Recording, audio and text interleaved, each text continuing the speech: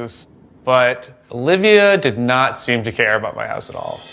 She reminded me of like when you're in a school field trip someplace really, really boring.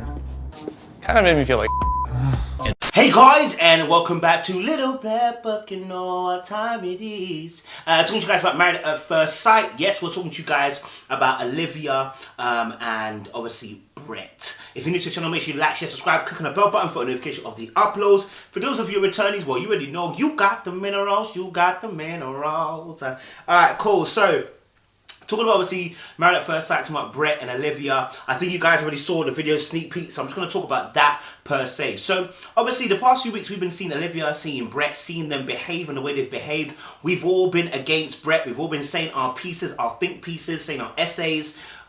Most of us saying what we actually feel, and that Brett's behaviour has been unacceptable and in some shape or form quite rude and quite, I would say dismissive in some shape or forms.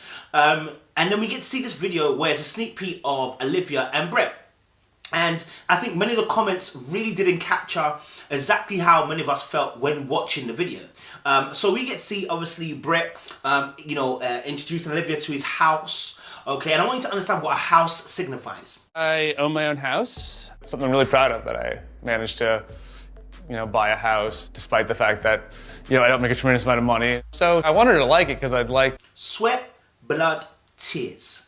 Sweat, blood, tears. Okay, it represents all the hard work you've put into. It represents the nights where you have you have worked and toiled to get this particular thing, and it also represents the sacrifice, the blood that you've had to put into it. Yeah, the days where you sacrificed maybe a certain meal, or you sacrificed doing certain activities to save up those pennies so that you could go and do what you need to do. Right.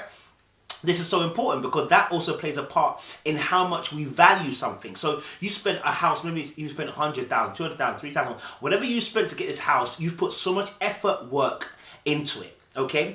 Therefore, when Brett says, you know what, I'm proud of the fact that I've managed to buy myself a house, and I'm proud that he bought a house. Yeah.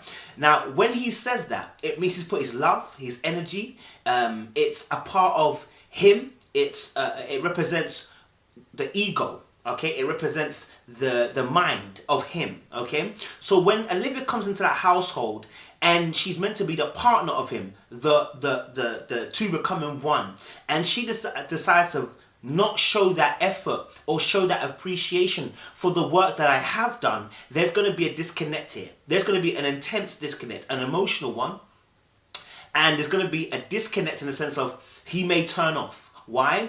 Because like the rest of us have commented in below, when you see last episode, I didn't even speak, I said obviously about the fact that, his fears and insecurities will play into the fact of the relationship. And then we got to know about her financial her gains, basically. She was earning quite a lot, right? And we saw that obviously the fact that she earned 3 times more than what he earned, right? She said she likes, going out in expensive places, going to expensive holidays, And I said to you guys, that ain't a problem. You can like the expensive gifts, you can like the expensive holidays, you can like the finer things in life, but you are now trying to make it work with a partner. And so when you come into their household, listen, the house isn't shabby, the house isn't wrecked, the house isn't some buck two house, you understand? It's not some scuba wolf house, it's a good, decent sized living house, okay? So when you come into it and first, I think he shows you like the things on the wall. He's very proud of that. Show some interest. I told you it's huge. And then this is my room divider, so I don't have to... Yeah, show some interest, right? And so you see that part, and then you go into the kitchen. He says, obviously, I told you the kitchen was big, right? And you look at it, and then you look as if you're not impressed. Okay, listen, you might have been to a more expensive kitchens. You might have had, your house may be more far kitted out, etc, etc. You may be in a better living space, okay? But there is one thing I always tell people which will get you far: humility. No matter how much money you have, humility is a beautiful gift to have and to give to the world.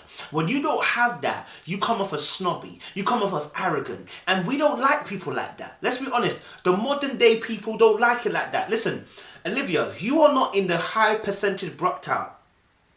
You're not on a high percentage percentile, sorry. okay? You are middle class.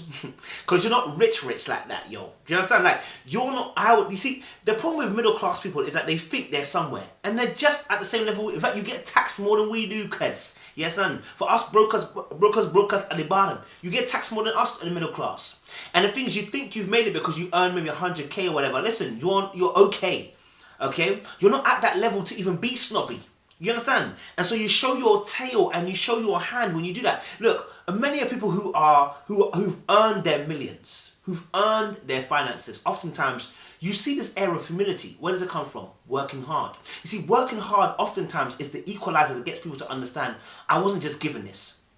And so there's a mindset often of modesty. Now, it doesn't mean that you're going to be modest in how you spend your money, but it means that there's oftentimes a mindset that these people have. At the moment, Olivia's not displaying that. Yeah, she's not displaying that.